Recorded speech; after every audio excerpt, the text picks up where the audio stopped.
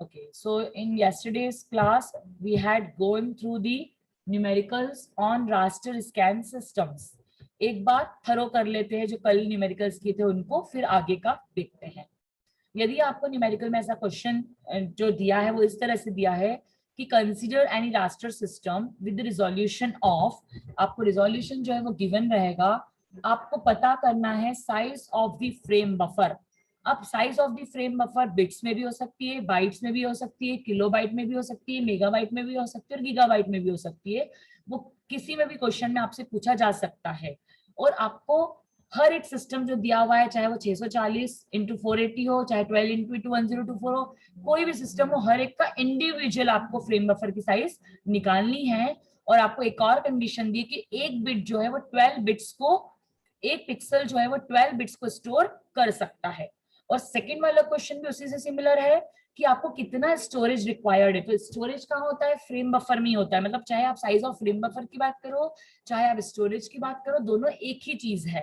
But इसमें क्या दिया है कंडीशन कि जो एक पिक्सल है वो कितने बिट को स्टोर कर रहा है? 24 बिट्स को स्टोर कर रहा है। ठीक, तो आपको जब भी ऐसा क्वेश्चन आए तो ऐसे क्वेश्चन को सॉल्व करने के लिए सबसे पहले आपको निकालना है नंबर ऑफ पिक्सल्स।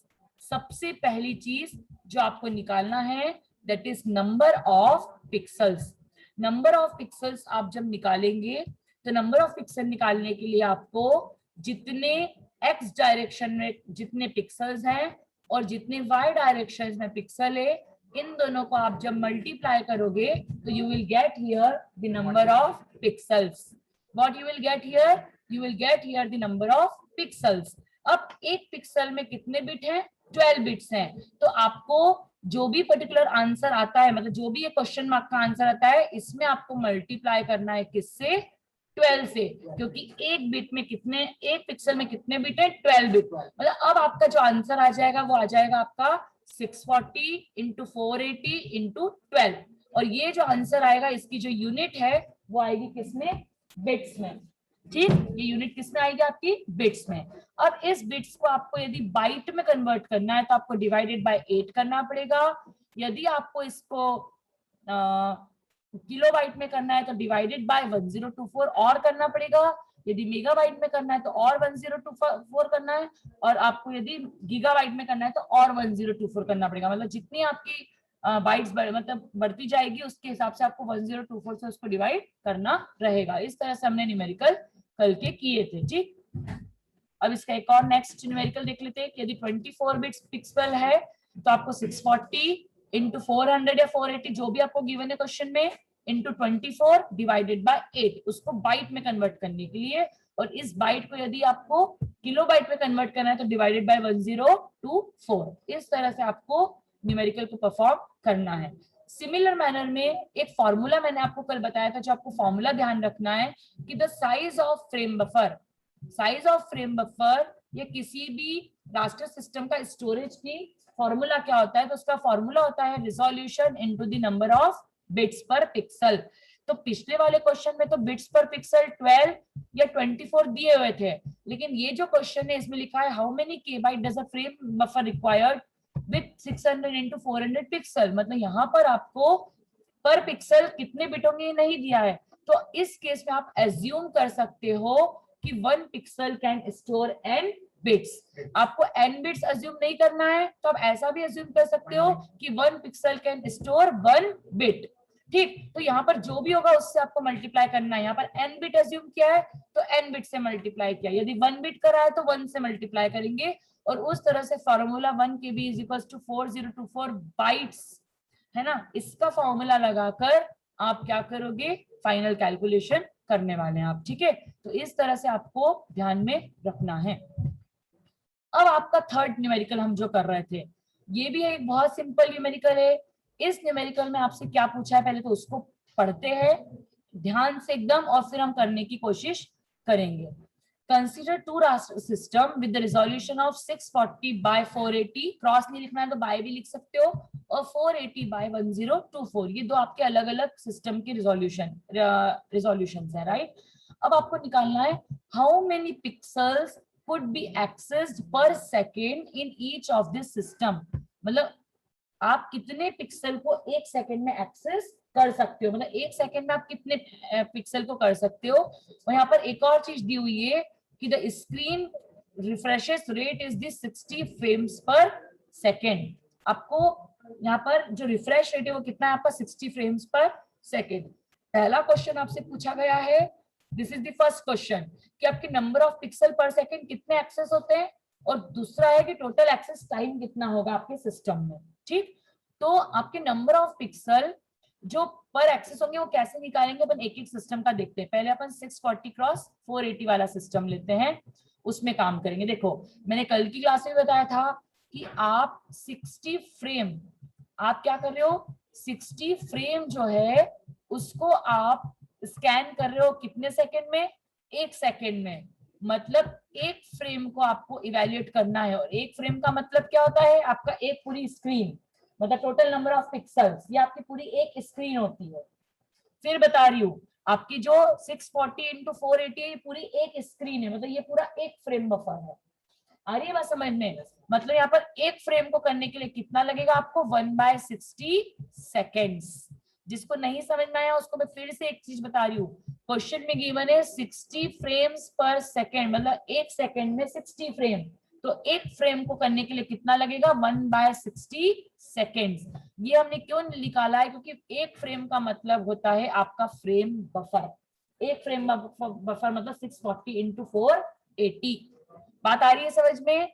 अब देखो यहाँ पर हमने एक फ्रेम का निकाल लिया, मतलब नंबर ऑफ पिक्सल्स एक्सेस्ड पर second, number of pixel accessed पर सेकेंड आपको निकालना है। तो आप कैसे निकालोगे, सिस्टम का resolution into number of frames जो पर सेकेंड के लिए होती है। कितनी है नंबर ऑफ फ्रेम पर सेकेंड में, 60।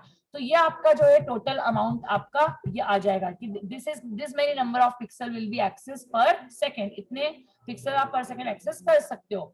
अब टोटल एक्सेस टाइम कितना लग रहा है, यदि आपको टोटल एक्सेस टाइम निकालना है तो ये जो कैलकुलेशन इसको मत देखो, आपको कंफ्यूजन होगा।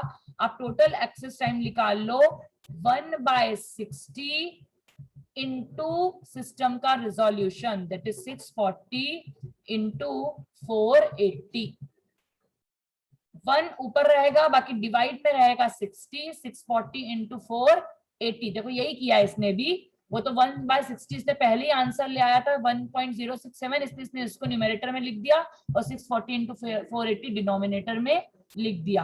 आप इसको इस तरह से भी लिख सकते हो 1/60, यदि नीचे वाले की बात करूं तो इंटू 1280 इंटू 1024, इस तरह से भी आप इसको लिख सकते हैं।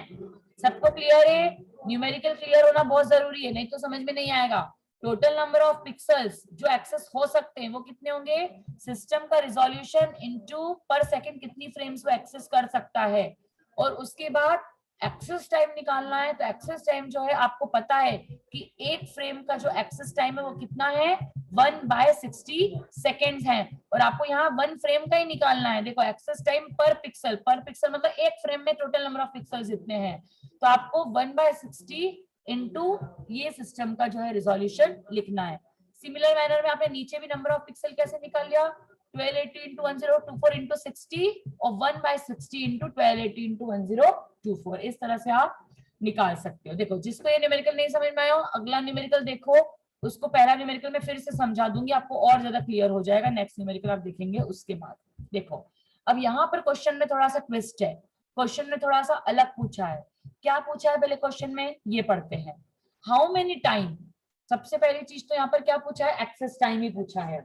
यहाँ पर नंबर ऑफ पिक्सल नहीं पूछे, यहाँ पर क्या पूछा है, टाइम पूछा है।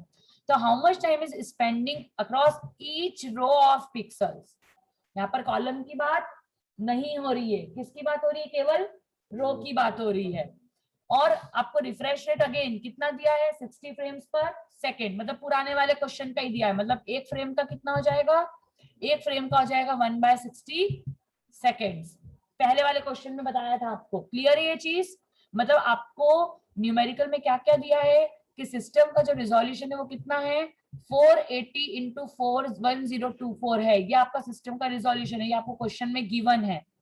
आपको रिफ्रेश रेट भी क्वेश्चन में गिवन है, कितना 60 फ्रेम्स पर सेकेंड, मतलब एक सेकेंड में 1 सेकेंड में कितना 60 फ्रेम्स, तो हम 1 सेकेंड में 60 फ्रेम, अब अपने को 1 फ्रेम का निकालना है तो 60 को डिवाइड यहाँ पर कर दो, क्रॉस मल्टीप्लाई कर दो इस 60 को, तो यहाँ पर वही लिखा है कि 1 फ्रेम इक्वल्स टू 60 सेकेंड, मतलब ये तीनों चीजें तो आपको क्वेश्चन में दी हुई है, ये तीनों चीजें आपको क्वेश्चन में दी हुई है। अब यहाँ पर क्या पूछा है क्वेश्चन में, ईच रो ऑफ पिक्सल, आप रो का मतलब समझते हो, रो मतलब आपकी जो स्कैन लाइंस होती हैं, और स्कैन लाइन यदि आपका सिस्टम 12 into 480 है, मतलब 1280 कितना होगा, एक्स डायरेक्शन में होगा, और वाई में कितना होगा 1024, मतलब यहाँ पर जो total number of scan lines होगी वो कितनी होगी 1024 स्कैन लाइंस होगी। अब आपको केवल स्कैन लाइन का टाइम निकालना है, तो आपने पिछली बार टाइम पूरा सिस्टम का निकाला था, पूरे सिस्टम का निकाला था, आप क्या करोगे 1/60 into 1024, इसमें 1280 का मल्टीप्लाई यहाँ पर हम करेंगे क्या, हम नहीं करेंगे, क्योंकि कॉलम का नहीं पूछा है, केवल आपसे किसका पूछा है, रो का पूछा है। पूरे सिस्टम का पूछते तो भी हम यहाँ पर इंटू 1280 करते, ठीक है, पूरे सिस्टम का पूछते तो करते, और पूरे सिस्टम का नहीं पूछा है, केवल नंबर ऑफ रोज का पूछा, तो 1024 का मल्टीप्लाई करेंगे। देखो यहाँ पर एक स्कैन लाइन का 1/60 into 1024, यदि मैं क्वेश्चन को चेंज कर दूं, ईच कॉलम ऑफ पिक्सल्स, मैं रो नहीं पूछूंगी, मैंने मिड सेम में सपोज पूछ लिया कि ईच कॉलम ऑफ पिक्सल, तो उस केस में क्या करोगे, यहाँ पर 1024 नहीं आएगा, यहाँ पर 1280 आएगा, जितने नंबर ऑफ कॉलम्स होंगे उतना आएगा। ठीक, तो मैंने आपको दोनों न्यूमेरिकल एक साथ बता दिए, मैं 2 मिनट पॉज कर रही हूँ रिकॉर्डिंग, ठीक है, इस केस में अपन डिस्कशन। चलिए अब नेक्स्ट क्वेश्चन देखो, जितने जितने क्वेश्चन करते जाएंगे ना उतने ज्यादा आपको न्यूमेरिकल बहुत ज्यादा क्लियर होते जाएंगे। अगेन सिमिलर टाइप का क्वेश्चन पूछा गया है, how long would it take to load a frame buffer 640 into 480 with 12 bits per pixel, मतलब एक बिट कितना स्टोर करेगा, एक पिक्सल कितना स्टोर करेगा 12 बिट, और नीचे कंडीशन दी है if 10 to the power 5 bits can be transferred per second, मतलब एक बार में 10 to the power bit transfer हो सकते हैं, तो कितना टाइम लगेगा। ये तो वैसा ही क्वेश्चन हो गया जैसा कंप्यूटर नेटवर्क में डेटा बस का क्वेश्चन पूछा था। कंप्यूटर नेटवर्क में डेटा बस के क्वेश्चन पूछे ना कि यदि आपकी डेटा बस है, ये डेटा बस यदि आपके 16 बिट की है और आपको 64 बिट ट्रांसफर करना है, तो पहली बार में कितने हो जाएंगे 16, दूसरी बार में हो जाएंगे 16 मतलब 32, तीसरी बार में होंगे 16 मतलब 48, और आखिरी में होंगे 14, मतलब टोटल 4 सेकेंड्स लगेंगे 64 बिट को ट्रांसफर करने में। पता नहीं मुझे तुमने ऐसे न्यूमेरिकल किए या नहीं किए कंप्यूटर नेटवर्क में, कंप्यूटर नेटवर्क पढ़ा है कि वो भी नहीं पढ़ा है, ऑनलाइन पढ़ा था मैम, बस ऑनलाइन पढ़ा था ना, इसीलिए भूल गए होंगे। अभी याद रखना, देखो ये कंसेप्ट तो हम कंप्यूटर सिस्टम ऑर्गेनाइजेशन में भी पढ़ते हैं, सीएसओ में जब डेटा बस पढ़ते हैं ना तब भी पढ़ते हैं। एक बार फिर बता रही हूँ, चलो आज दूसरा सब्जेक्ट पढ़ा देती हूँ बियॉन्ड द सिलेबस। यदि आपकी ये डेटा बस है और डेटा बस की साइज यदि 16 बिट है, और आपको यदि क्वेश्चन दिया जाता है कि आपको 64 बिट को ट्रांसफर करना है, तो कैसे करोगे, तो बट ऑब्वियसली कि एक बार में तो कितने जा सकते हैं 16 बिट ही जा सकते हैं, तो 16 16 16 और 16 मतलब 16 चौक 64, मतलब 4 सेकेंड में आपके 64 बिट ट्रांसफर होंगे। मतलब हाउ मतलब क्वेश्चन ऐसा बना दूं, how long would it take to transfer 64 bit if this data bus is available of 16 bit. और उसी केस में यदि आपकी जो डेटा बस है यदि 32 बिट की है, तो उसको केवल 2 सेकेंड लगेंगे 64 बिट को ट्रांसफर करने में। ये गेट के क्वेश्चन है, आते हैं भैया ऐसे क्वेश्चन। 32 बिट से 2 सेकंड, एक ही बार दो बार में चले जाएगा पूरा डेटा, एक बार में 32 और दूसरी बार में बचा हुआ 32, ठीक है। अब उसी मैनर में मेरा, अब अपन को सीएन नहीं पढ़ाना है मुझे तो दूसरा सब्जेक्ट पढ़ाना है ना, तो इसमें भी सेम क्वेश्चन यही पूछा है कि 640 into 480 फ्रेम्स हैं और एक पिक्सल 12 बिट को करता है, तो इसका तो आपको पता है 640 into 480 into 12 पर पिक्सल निकालने के लिए आप इतना तो कर लोगे, और एक बार में 10 to the पावर ट्रांसफर हो रहा है, तो इसको आप क्या करोगे divided by 10 to the power 5, और जो रिजल्ट आएगा वो आपका होगा आंसर इन सेकेंड्स, ठीक है। अब इसी से रिलेटेड में सेकेंड वाला न्यूमेरिकल बताती हूँ जिसमें कंप्लीट सॉल्यूशन है, आपको कंफ्यूजन नहीं होगा। देखो इसमें भी आपको यही पूछा है कि how would long it take, मतलब कितने सेकंड्स आपको लगेंगे 640 into 480 frame buffer with 12 bits per pixel यदि 10 to the power 5 bit transfer होते हैं, और वैसे सेकंड क्वेश्चन है कि 24 बिट पर पिक्सल है तो क्या ट्रांसफर रेट होगा। दोनों क्वेश्चन को सॉल्व करते देखो, पहला क्वेश्चन क्लियर है, 640 इंटू 480 फ्रेम बफर की साइज है, 12 बिट्स पर पिक्सल है, तो 640 इंटू 480 इंटू 12 ये कर लेंगे और divided by 10 to the power 5, क्योंकि एक बार में 10 टू द पावर 5 ट्रांसफर होंगे, तो टोटल जो टाइम लगेगा दैट इज 36.864 सेकेंड्स। ठीक, इसको इस तरह से आंसर को कैलकुलेट कर लेंगे। और जो दूसरा है उसमें फ्रेम बफर की साइज कितनी है, 1280 इंटू 1024, और एक बिट में एक पिक्सल में कितने बिट्स है, 24, तो इसमें इंटू करेंगे 24 का और divided by 10 to the power 5, तो इसमें लगेंगे 314 सेकेंड करीब। आया न्यूमेरिकल समझ में, कर पाएंगे? Yes ma'am. Actually ma'am assignment में दे दीजिएगा पीपीटी से हटके क्वेश्चन ताकि कुछ सॉल्व। हाँ वो तो मैं दे ही दूंगी, चिंता मत करो, है ना, आई विल गिव यू, वो मैं नहीं पढ़ती। ठीक है, डन। चलिए, I will give you some type of question in assignment, then you will be able to solve and then you will able to know कि वेदर यू आर राइट और wrong, आपको समझ में आया है या नहीं आया है। Absolutely you are right. ठीक, चलो अब बस दैट्स ऑल फॉर न्यूमेरिकल्स। मैंने आपको जितने भी टाइप थे, जितनी भी वैरायटी होती है रास्टर न्यूमेरिकल की, वो सारी न्यूमेरिकल की वैरायटी बता दी है। आपको कहीं भी कोई डाउट हो, मैं असाइनमेंट में भी दूंगी क्वेश्चन, बट ऑब्वियस दूंगी, तो ठीक है, आपको असाइनमेंट में क्वेश्चन जब मिलेगा तो you will be able to solve that particular question, तो आपको यहाँ पर आप कर पाएंगे। ठीक, चलिए अपन अब लास्ट पीपीटी ले लेते हैं यूनिट नंबर 1 की, that is PPT number 7। No output ऊपर, ठीक है। तो अपना अभी तक जो अपन सिलेबस कवर कर चुके हैं, मैं एक बार फिर बता रही हूँ, हम इंट्रोडक्शन टू कंप्यूटर सिस्टम पढ़ चुके हैं, ओवरव्यू ऑफ कंप्यूटर ग्राफिक्स देख चुके हैं, हमने कुछ ग्राफिक सिस्टम्स के बारे में भी पढ़ लिया, एप्लीकेशंस पढ़ ली, रास्टर और रैंडम सिस्टम पढ़ लिए, उनके बीच में डिफरेंस पढ़ लिया, डिस्प्ले डिवाइसेस में डीवीएसटी पढ़ लिया, कलर मॉनिटर्स में हमने बीम पेनिट्रेशन और शेडो मास्क पढ़ लिया। अब आज से हमको पढ़ना है इंटरैक्टिव इनपुट डिवाइसेस, बहुत ही सिंपल टॉपिक जो आप बेसिक कंप्यूटर इंजीनियरिंग में पढ़कर आए होंगे कि कंप्यूटर में कौन कौन से इनपुट डिवाइसेस यूज होते हैं, इनपुट डिवाइसेस क्या होता है और इनपुट किससे दिया जाता है, या आप ऑलरेडी पढ़ चुके हो, लेकिन ठीक है, we will try to recap और उसमें कुछ नया पढ़ने की कोशिश करते हैं। तो इनपुट डिवाइसेस क्या होता है, input devices is a device which is a interactive device between a user and a computer system। यदि यूजर को कोई इनपुट देना है तो वो इनपुट डिवाइस के थ्रू अपना इनपुट दे सकता है। अब वो इनपुट डिवाइस आपका चाहे कीबोर्ड हो, चाहे माउस हो, चाहे वो स्कैनर हो, चाहे वो आपका ट्रैक बॉल स्पेस बॉल हो, चाहे वो आपका कुछ भी हो सकता है। इनपुट डिवाइसेस वो डिवाइस होते हैं which is a mean of communication between the computer and a user. यदि मुझे कंप्यूटर को कोई इंस्ट्रक्शन देना है तो वो इंस्ट्रक्शन भले कमांड्स बोलते हैं, वो भले इंस्ट्रक्शन को प्रोग्राम बोलते हैं, पर प्रोग्राम को टाइप तो हम कीबोर्ड से ही करते हैं या हम ओरली ही बोलते हैं, है ना। जैसे अभी आपको मेरा इनपुट जो जा रहा है वो कीबोर्ड के थ्रू नहीं जा रहा है, अभी स्पीच के थ्रू जा रहा है, ऑडियो सिस्टम के थ्रू जा रहा है, क्योंकि पीपीटी तो मेरी ऑलरेडी बनी हुई है, ठीक है ना। मतलब मेरा जो आपको भी इनपुट जा रहा है ड्यूरिंग द लेक्चर वो मेरी स्पीच के थ्रू जा रहा है, मतलब आपके लैपटॉप का जो, मेरे लैपटॉप का जो ऑडियो सिस्टम है वो भी एक टाइप का इनपुट डिवाइस है जो आपको एज एन इनपुट ले रहा है। ठीक, तो इस तरह से अपने को input device is anything that puts information inside a computer, मतलब कोई भी इंफॉर्मेशन को कंप्यूटर के अंदर जो रख दे उसको हम बोलते हैं input device. Without input device a computer would simply a display device.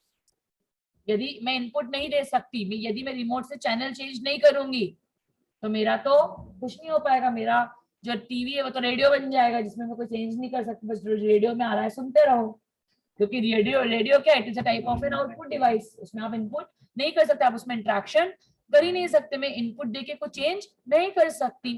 ठीक, without any input device radio के चैनल्स वगैरह जो चेंज करते हैं वो क्या होता है? हाँ वो अलग टाइप का, मैं सुनने की बात कर रही हूँ, मतलब मैं उनके आउटपुट की बात कर रही हूँ। ठीक है, अब without any input device a computer would simply a display device and it does not allow user to interact with it, मतलब आप यूजर उससे इंटरेक्ट नहीं कर सकता। मतलब आप ये बोल सकते हो कि कंप्यूटर और आउटर वर्ल्ड के बीच में, मतलब आउटर वर्ल्ड मतलब हम यूजर्स, उनके बीच में जो कम्युनिकेशन करवाता है वो कौन करवाता है, इनपुट एंड आउटपुट डिवाइसेस। ठीक, और इसको हम पेरिफेरल डिवाइसेस भी बोलते हैं। इसको पेरिफेरल डिवाइसेस इसलिए बोलते हैं क्योंकि ये मेमोरी से रिलेटेड हो सकते हैं या ये सीपीयू से रिलेटेड हो सकते हैं। मतलब कुछ डिवाइसेस, इनपुट डिवाइसेस ऐसे होते हैं जिसको हम मेमोरी में अटैच करते हैं और कुछ इनपुट डिवाइसेस ऐसे होते हैं जिसको हम सीपीयू में अटैच करते हैं। मैं बताऊंगी आपको दोनों में डिफरेंस भी। अब इनपुट डिवाइसेस कौन कौन से होते हैं? इनपुट डिवाइसेस होते हैं कीबोर्ड्स, कीबोर्ड के बाद होता है आपका पॉइंट एंड ड्रॉ डिवाइसेस।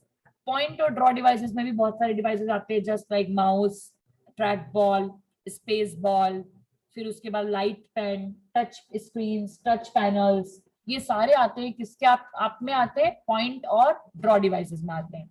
फिर आप कहते हैं डेटा स्कैनिंग डिवाइसेस, जिसमें आते हैं हमारे स्कैनर्स, बार कोड रीडर्स, फिर एटीएम कार्ड रीडर्स, ये सब मैं भी सब डिटेल में आपको बताऊंगी। फिर आपका होता है डिजिटाइजर, डिजिटाइजर को ग्राफिक टैबलेट भी बोलते हैं, ठीक है, आपने सुना नहीं होगा कभी, इसका भी बताऊंगी। फिर इलेक्ट्रॉनिक कार्ड बेस्ड डिवाइसेस और vision based devices. Vision based devices आप बोल सकते हो आपका वर्चुअल रियलिटी का हेडसेट जो होता है वो आपका विजन बेस्ड होता है, यस, जो यहाँ लगाते हैं। वर्चुअल रियलिटी का ईयरफोन नहीं, हेडसेट, जिसको आप आंखों के ऊपर लगाते हैं, जिसमें आप वर्चुअल रियलिटी देख सकते हो, something which is not in real but it seems to be like you reality, ठीक। तो वो जो डिवाइसेस आते हैं वो भी इनपुट डिवाइसेस की कैटेगरी में ही आते हैं, ठीक। चलिए, तो सबसे पहला अभी हम देखते हैं आज के लेक्चर में हम कितने इनपुट डिवाइसेस कवर कर पाते हैं। बाकी हम 2 या 3 लेक्चर में सारे इनपुट डिवाइसेस को ऑलमोस्ट कवर कर लेंगे, उसके बाद हम आउटपुट डिवाइसेस को स्टार्ट करेंगे। तो पहला जो इनपुट डिवाइस है that is known as keyboard. इसको कीबोर्ड क्यों बोलते हैं? क्योंकि ऐसा बोर्ड होता है जिसके ऊपर कीज जो है वो अटैच होती है, ये की को आप बटन्स भी बोलते हो, ठीक। तो जब भी किसी यूजर को कंप्यूटर को इनपुट देना रहता है तो की को प्रेस करके ये अपने जो भी पर्टिकुलर कमांड है वो कंप्यूटर को दे सकता है। जो सबसे फेमस टाइप का जो कंप्यूटर में कीबोर्ड आपने देखा गया है उस कीबोर्ड को बोलते हैं क्वर्टी कीबोर्ड। उसको क्वर्टी कीबोर्ड इसलिए बोलते हैं क्योंकि वहां पर उसको क्वर्टी कीबोर्ड इसलिए बोलते हैं क्योंकि वहां पर जो एबीसीडी होती है वो क्वर्टी से शुरू होती है, मतलब जहां जो सबसे पहले अल्फाबेट्स बटन्स होते हैं वो QWERT होते हैं, ठीक। और ये जो क्वर्टी कीबोर्ड्स होते हैं इसको अल्फा न्यूमेरिक, इसमें अल्फाबेट्स होते हैं, न्यूमेरिक कीज होती है, फंक्शन कीज होती है और नेविगेशन कीज होती है। अब ये की का मतलब क्या है? फंक्शन की तो आपको पता है 12 होती है, from F1 to F12। Navigation की मतलब आपकी एरोज होते हैं, लेफ्ट, राइट, टॉप और बॉटम।